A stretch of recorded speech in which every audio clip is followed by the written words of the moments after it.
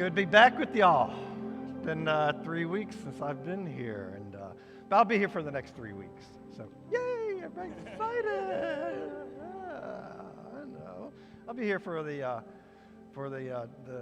dinner thing. I'll be bringing my culture's food. So I'll be bringing a can of Pringles. That's how I roll where I come from. So yeah, good to be with you guys. So before I get started, a little birdie told me that someone's having a birthday tomorrow. And that somebody might be Pastor Paula. Isn't that right? Yeah, everybody, come on. She is 29 years old for the untold number of years. She's been 29 years old. So are we going to sing? Are we going to do, y'all are still here, right? Can y'all know happy birthday or something, right? Can we do happy birthday? You stay seated. We're not going to embarrass you anymore. Y'all stand up. We'll sing happy birthday to Paula. How about that? All right? Let's do that. Happy birthday to you. Happy birthday to you. Happy birthday, Pastor Paula. Happy birthday to you.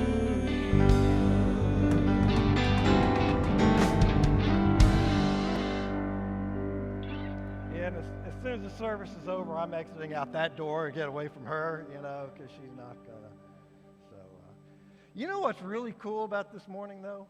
Is that there are people sitting right here this week, other than just like Pastor Paula and Jonathan, who's supposed to be watching, right? So we're going to check with him tomorrow.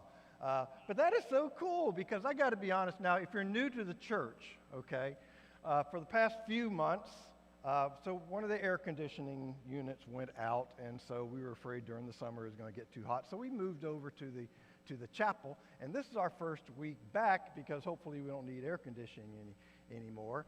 And but I got to be honest with you. When we were here before, I kind of thought that y'all didn't like me because nobody would sit anywhere close to me, and it just kind of bothered me. Everybody was way out in here and stuff.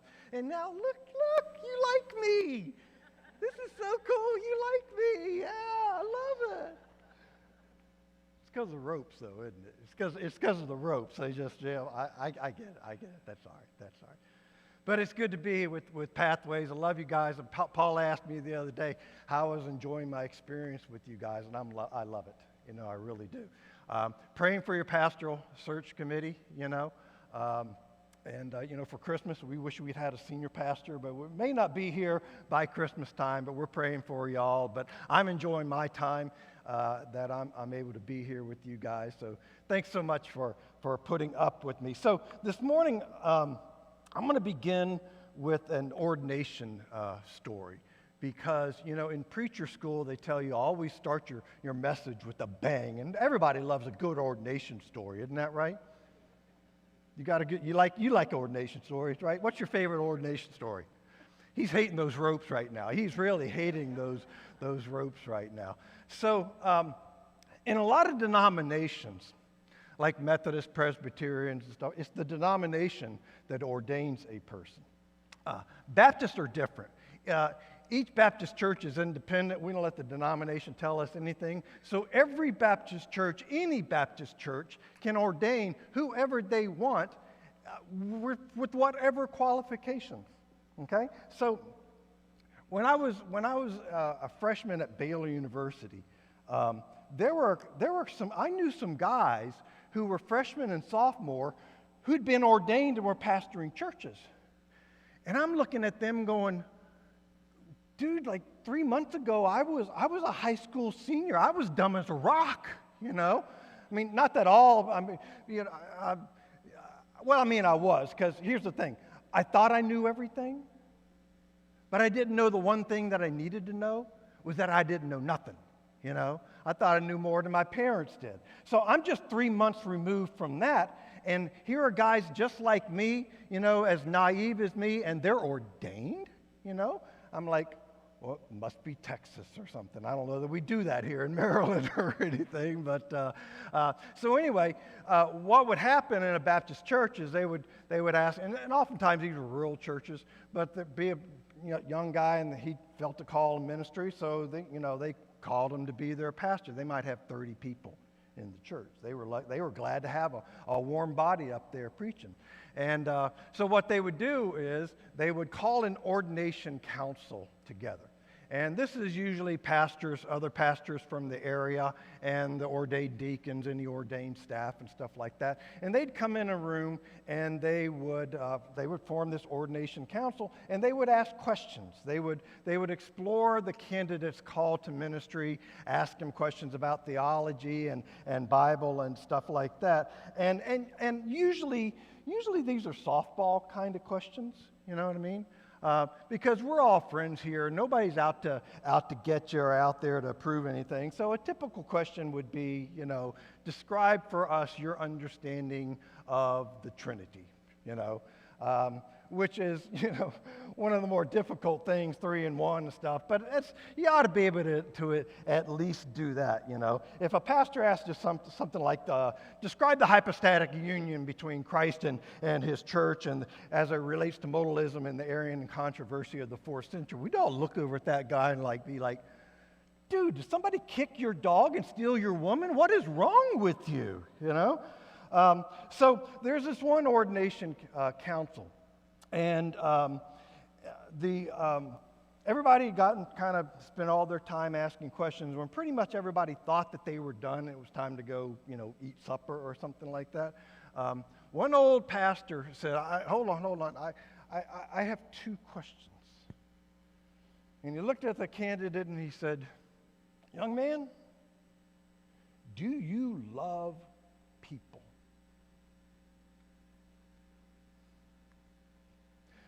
Have you ever heard the phrase, there's no such thing as a stupid question? That's not true. There are definitely stupid questions. You know what I mean? I've thought of a lot of stupid questions. I've said very few of them because, see, I've got this mental process, okay? A stupid question comes into my head from wherever questions come from, and my brain looks at the stupid questions and it says, well, that's a stupid question. And it will not send it to my mouth, okay? So then I won't ask the stupid question.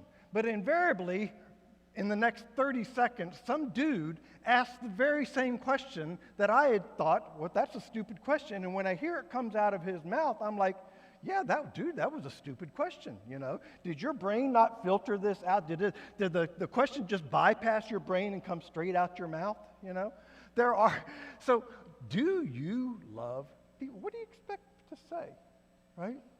Well, no, I really don't love people, but I hear there's a lot of money and fringe benefits in being a pastor, so I thought I'd give this thing a try, No, I don't like people. I just wish people would leave me alone. Everybody's trying to talk to me while I'm reading and stuff, No, what kind of question is that?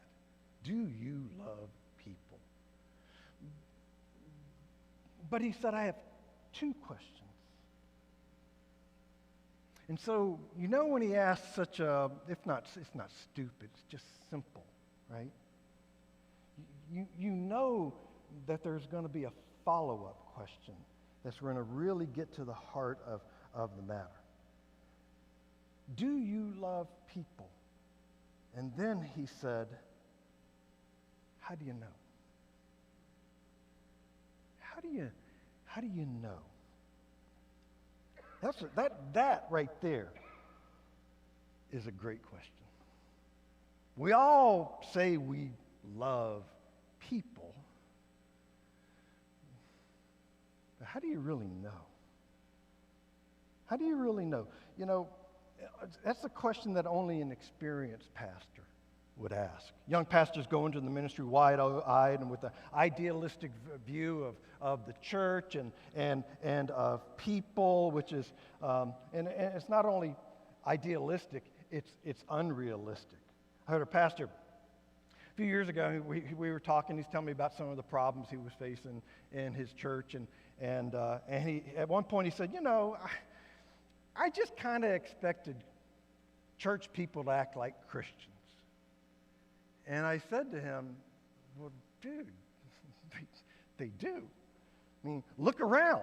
This is how Christians act. Isn't that right? This is how Christians act. It's not like we, become a Christian and then all of a sudden we're great people and we have no flaws and no issues that we're working through. No.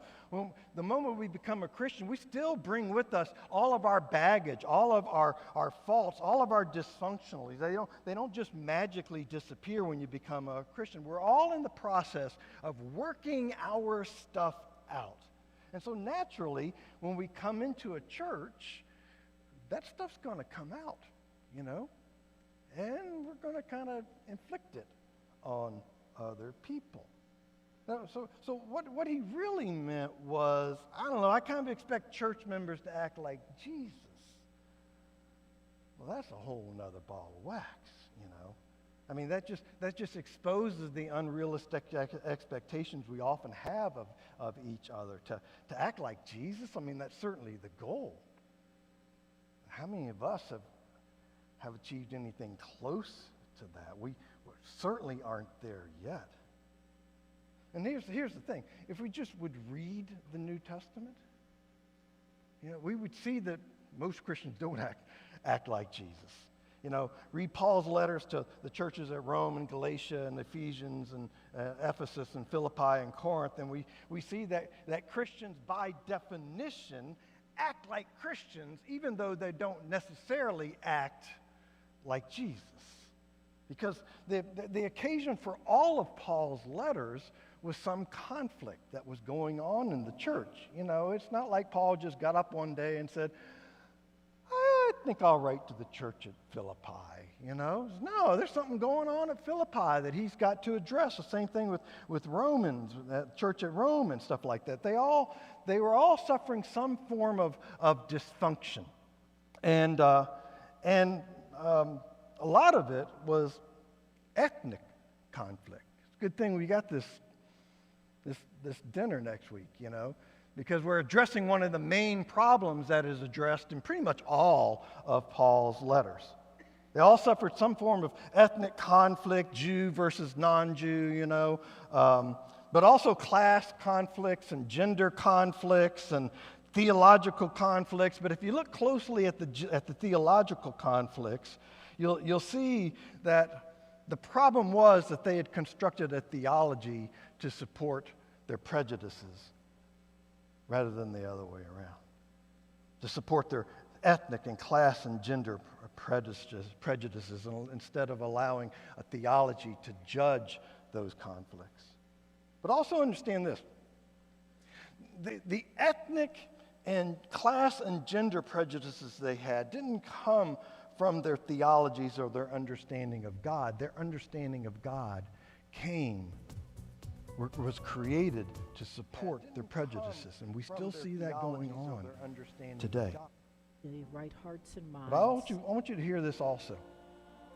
The solution to the conflict isn't to act like there aren't any distinctions between people. I mean, that's just obvious that there are distinctions, It's not it doesn't deny there's distinctions between the ethnicities or a difference between a rich person or a poor person or men or women or anything like that. It's clear men are different than women and rich people and poor people. Our experiences make our lives different. It's not the diversity that's a problem. It's thinking that one is better than the other. That somehow men are elevated in God's eyes over women when it comes to leadership and ministry. It's thinking that rich is better than poor. You've heard the saying, I've been rich and I've been poor. It's better to be rich. My observation is that rich just brings a whole different set of poverties that's not just monetary. So we're different, but we don't let those differences come between us. So we see all of this going on in the church at Corinth, with the added prejudice that there were some church members in Corinth who thought that they were better than everybody, better Christians, more spiritual Christians than everybody else because they had spiritual gifts, They could speak in tongues, and they could speak in prophecy. Nobody could understand what they were saying, so you kind of had to take their word for it, you know. And then where the rest of everybody's like, well, I don't do that. They're obviously more spiritual than I. And so there's this conflict that's breaking out between these people who think they're better than they and act like everybody, and people who, well, maybe even bought what the other people were saying. So Paul has to remind them. He has to remind them that no matter who they are or what great things they may have done for God, if they don't love people, and not in the abstract, I mean if they don't love people, the people in their community, they're nothing. They're nothing. If I speak in the tongues of men and of angels, but do not have love, I am a noisy gong or a clanging cymbal. And Paul's throwing it down right there at the very beginning, right? If I speak in the tongues of men or angels and have not love, I'm just a noisy gong and a clanging cymbal. You know, some of you say you have special knowledge of mysterious spiritual things, or you're able to prophesy, or he says, you know, in 1 Corinthians 13, and he invokes the language of Jesus. He says, some of you have faith to move mountains, where you've sold everything and you've given it to the poor. Great, but guess what? If you don't love each other, you ain't nothing. And I think it's fair to add, if you're a member of God's favorite religious group or favorite ethnic group or whatever, you know, if you've been blessed through hard work and God's favor to have material wealth or be born male in a patriarchal society, if you don't truly love people, that don't mean nothing.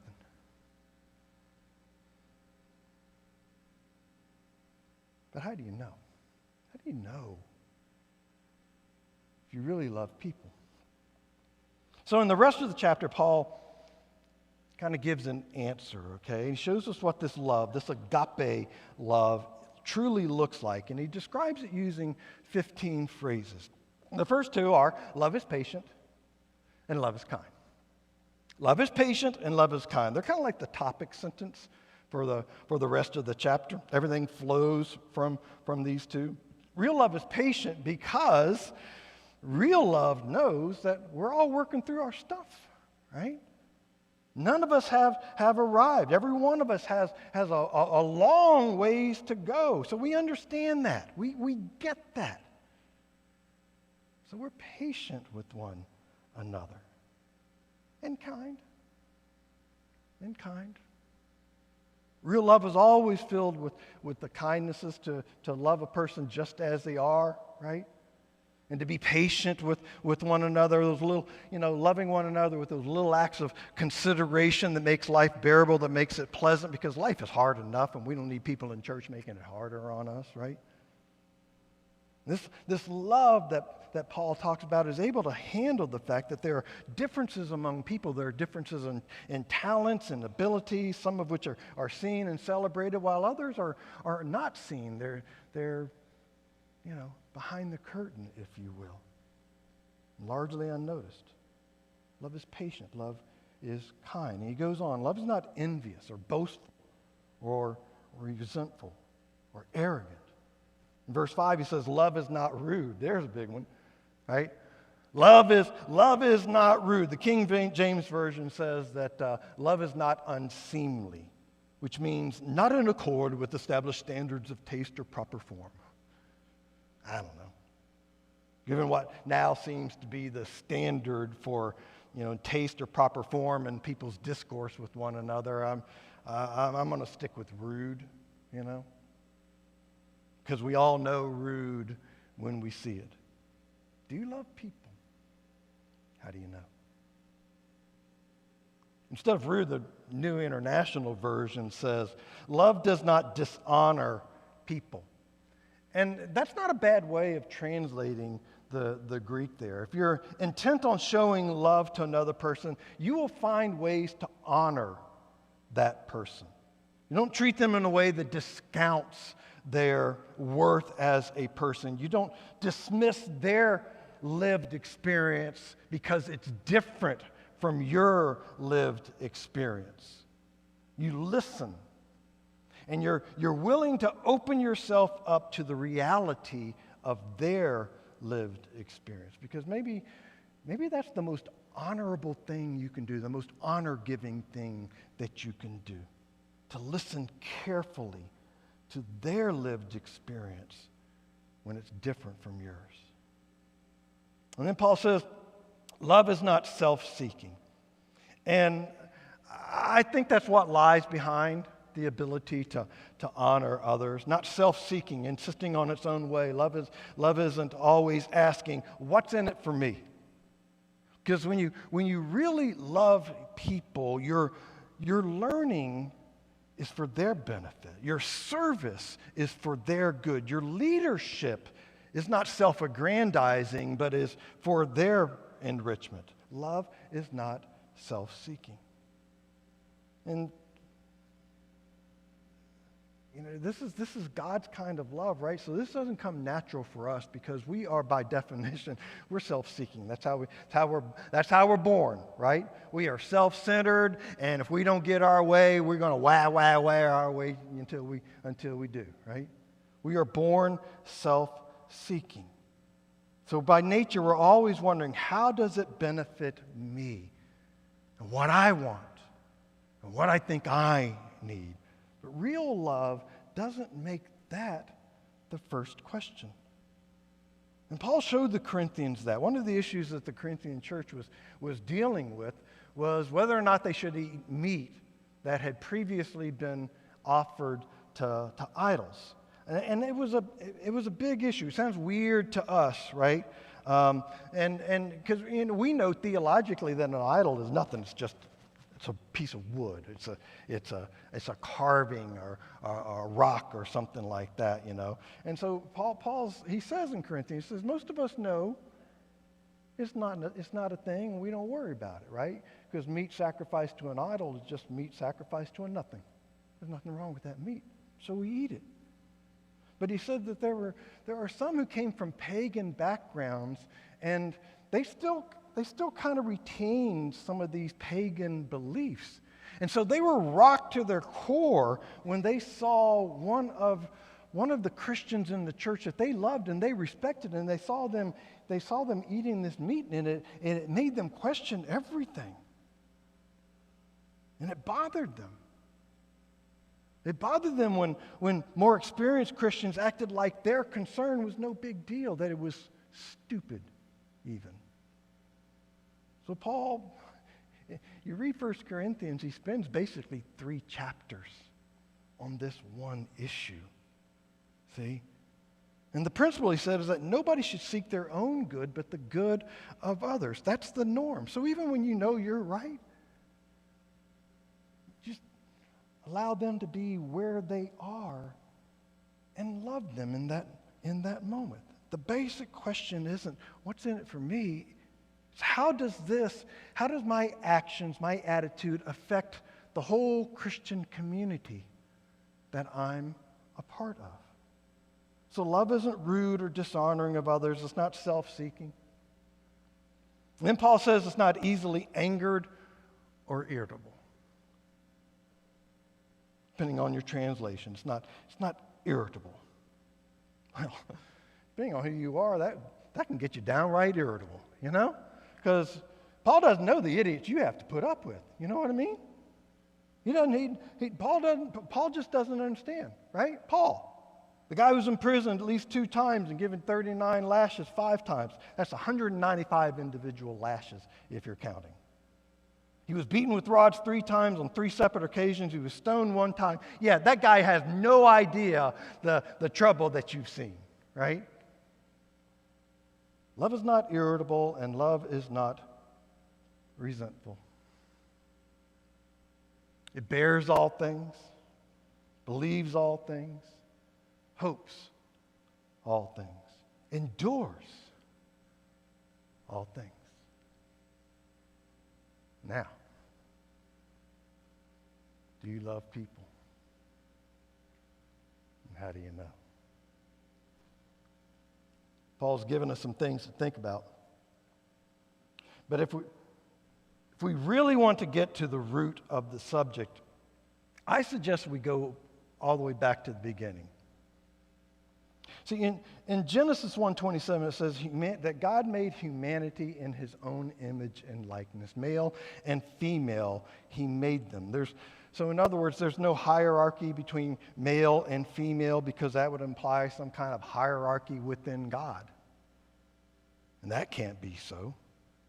So humanity, on all the richness of its male and femaleness, is in the image and likeness of the Creator. But in Genesis 3, what is called the fall of humanity happens. That basic equality, not sameness, but equality, it's disrupted.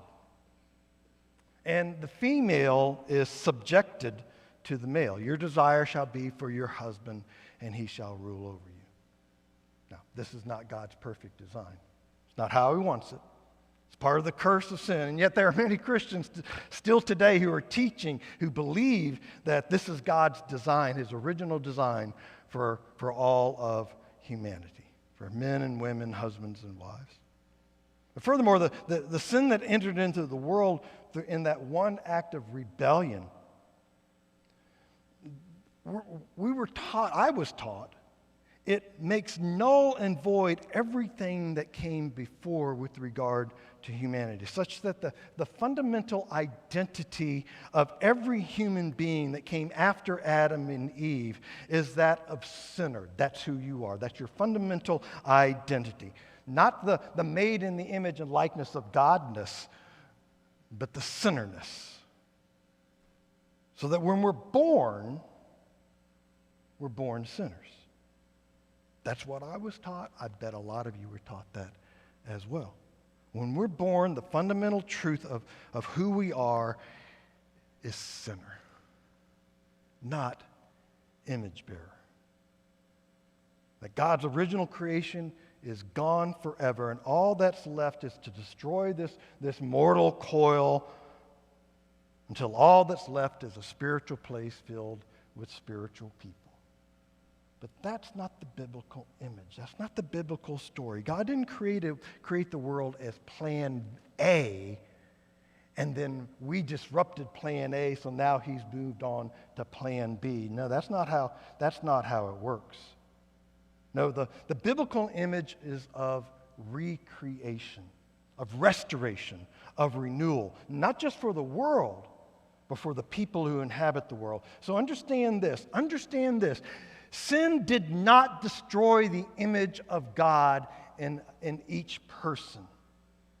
That image has always remained. The sin might cast a shadow of it, but that image is always there waiting for light to rid it of the shadow. And let me suggest that how you view the basic humanity of a person determines how well you will love that person. If you are unable to see the image and likeness of each and every person, even in the midst of their sin, even when they're inflicting their sin on you, if you're unable to see the image and likeness of God in them, then you can't truly love them well. When you define people primarily by their sin, you can never truly love them for who they are. You can only love them for the potential of who they can be, even if that can be is in Christ. So I love you based upon what you might be, but not based upon who you are right now. And it seems that the greatest gift anybody can ever have in their life is someone who loves them just the way they are. And loves them so much that they accept the way that they are, even as they encourage them to be all that they can be. He sees both, right? The present and the future. But you got to start with loving them just as they are. Because that's the very definition of unconditional love. Isn't that right? And as I said before, if those of you who know anything about Greek or 1 Corinthians 13, you know that, the Greek Bible uses different words for love, right? Storge and phileo but the God love, agape love, the unconditional love, that's the word that Paul uses throughout 1 Corinthians 13. That unconditional love. And if you're able to look past a person's sin and still see a person made in the image and likeness of God, then you are able to truly love them fully and know that you are loving them fully. And if you can't do that, you're just a noisy gong. When I first became a pastor, many, many years ago, but I wasn't just out of high school, I will say that, all right? But when I first became a pastor, the issue with churches was how to reach more people and bring them into the church. And then about 10 years before the pandemic hit, things changed. And churches began to focus not so much on how we can get people into the church, but how we could keep them from leaving. How we could keep our young people from growing up in the church and then leaving the church and never coming back. And then post-pandemic, it's become even more acute, How do we get people to come back to church? That's just a variation of the last question. How do we get people to stop leaving the church? If you look at churches all over, people have left and aren't coming back. And I've always said that people leave the church for three basic reasons. Now, this is an oversimplification, okay? And there are a multitude of reasons, but you can kind of boil them down into three different reasons. I call them the three Bs. They got bored, they got busy, or they got burned. Bored, busy, or burned. So we tried to make church less boring. And that's not a bad thing to do. I mean, it's good to not be boring, I try to inject my messages with some humor and some things that make you go, to kind of try to keep you engaged. I don't want you to be bored, So trying not to be boring, that's good. And so, churches started doing what they could to make things less boring, screens and drums and guitars and synthesizers and stuff like that. And we did that because we had to compete for busy people's time on Sunday mornings because the church no longer had a monopoly on Sunday mornings, right? Used to have a monopoly on Sunday mornings. Nobody had anything else to do but come to church. So guitars and drums and synthesizers, kind of added that cool effect to things that we thought might attract people to our churches to choose, get them to choose church on Sunday morning. So that kind of took care of the bored and the busy kind of stuff. But the problem is that while some people might stay because of drums and guitars and synthesizers, there was a whole nother set of people who would leave because of drums, guitars, and synthesizers. But if you didn't allow the drums and synthesizers and guitars into the church and they only had hymns and organs and choral music and stuff, then you'd lose all the guitar, drums, and synthesizer people. So we began to fight about what kind of music we were going to have in church. I referenced this a few weeks ago, and kind of in passing. Called it worship wars, because that's what it was. They were wars. The wars were waged with smiles on our faces. They were still wars. You know what the sound of those wars was? Noisy gongs, clanging cymbals.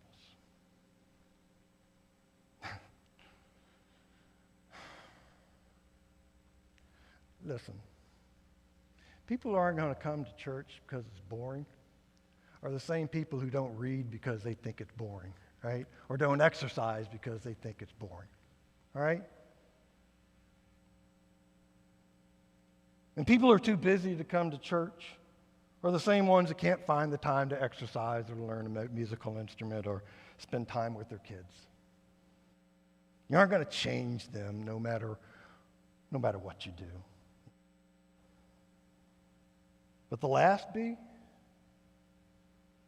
people who left church because they got burned, because they got hurt, because they saw ugliness in a place they didn't expect to see ugliness, because they came to church expecting to find a place of unconditional love, but what they found were people who couldn't find it in themselves to put aside their own interests for the sake of building an authentic community of Jesus followers, deserving of his name.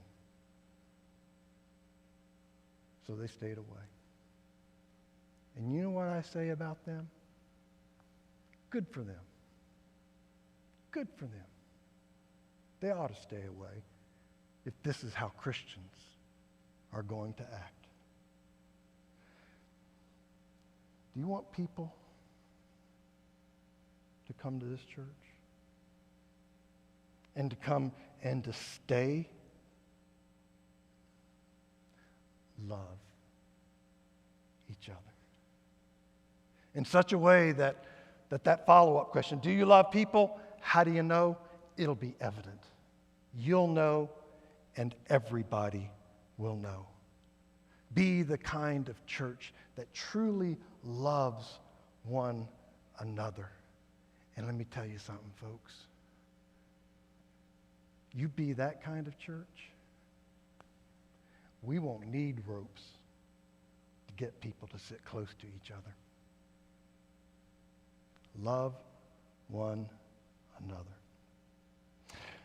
I started with an ordination story, so let me finish with an ordination story. One pastor had been around the block a few times and had that vast storehouse of pastoral knowledge, said that he always asked only one question at an ordination council, one and only question. He would ask the candidate to get up and go to the window.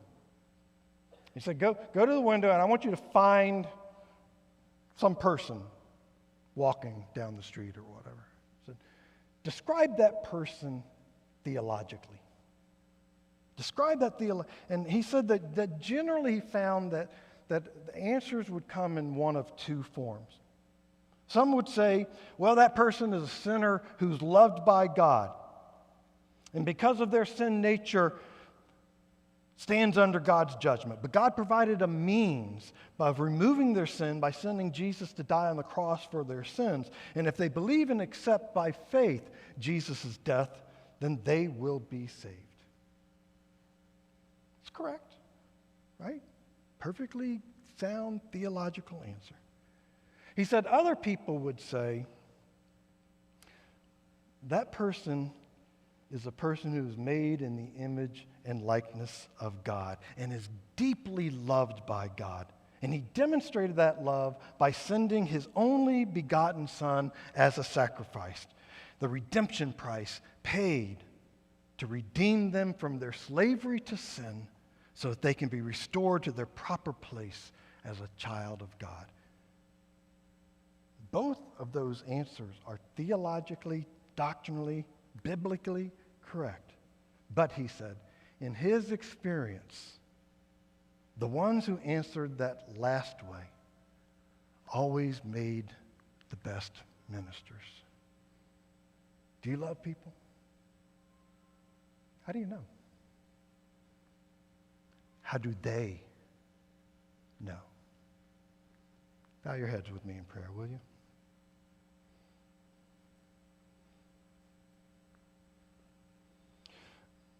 Gracious God, we describe as the heart of your nature that you are love. God is love. And you live love in the Trinity, embodying the love of Christ.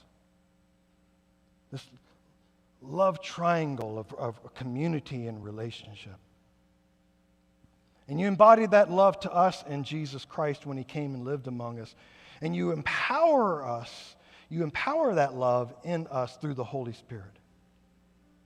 Lord, help us to know that love for ourselves, but not be satisfied with that. Because Christianity is much more than just knowing your love for ourselves. But as Paul says, to move beyond ourselves, to show that love to others.